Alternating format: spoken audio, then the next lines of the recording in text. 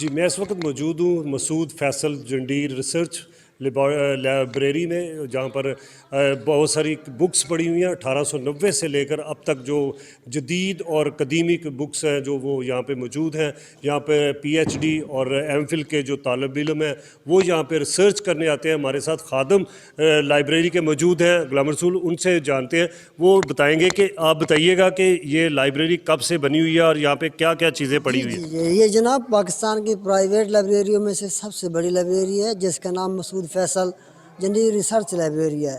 تو اس میں 3 لاکھ سے زائد کتابیں ہیں، 4000 قلمی مخطوطات بھی ہیں، اور قرآن پاک کے ایسے ایسے نادر اور نایاب نسخے ہیں کہ ایک نسخے پہ پی ایچ ڈی ہو سکتی ہے۔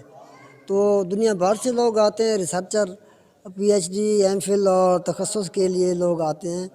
تو 3 لاکھ سے زائد اس میں کتابیں ہیں۔ جی، خادم کا کہنا ہے کہ یہاں پہ 3 لاکھ سے زائد کتابیں پڑھی ہوئی ہیں جو ریسرچرز کے لیے رکھی گئی ہیں، اور نایاب قرآن پاک کے نسخے بھی موجود ہیں جن پہ ریسرچ کی جا سکتی ہے۔ اور یہاں پہ ایسی پرانے زمانے کی چیزیں جن میں چرخہ بھی پڑا ہوا ہے، ٹیلی فونز پڑے ہوئے ہیں، اور بہت ساری ایسی بکس ہیں جو اب نایاب ہو چکی ہیں۔ اب اس لائبریری کو کمپیوٹرائز کیا جا رہا ہے۔ جی